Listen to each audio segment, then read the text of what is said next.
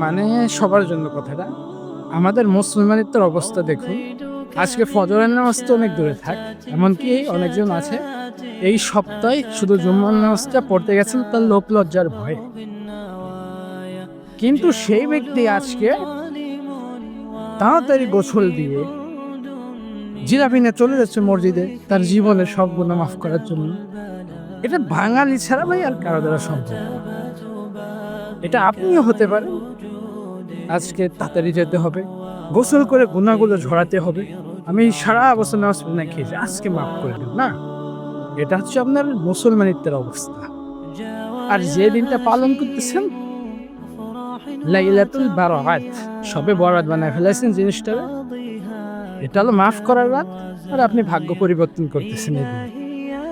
আসলে বোঝেন, একটু কিছু বোঝেন, কি করেন এটা একটু বুঝে করেন, না হলে জবাবদিহিতা আর একজন দিবে না। কোনো ইমাম সাহেব আপনার জবাবদিহিতা করবে না, জবাবদিহিতা আপনারই করা লাগবে। সচেতন হন, সমাজের সমাধান হন, পরিবর্তন হন, ইনশাল্লাহ নিজের কবর অন্তত নিজে হিসাব দিয়ে একটু ভালো থাকতে পারবেন। এসব মিথ্যে বানোয়াট ভুল ধারণা থেকে বেরিয়ে যান। আগে ফরজ নামাজ পড়েন, পরে আপনি শবে বরাত পালন করেন।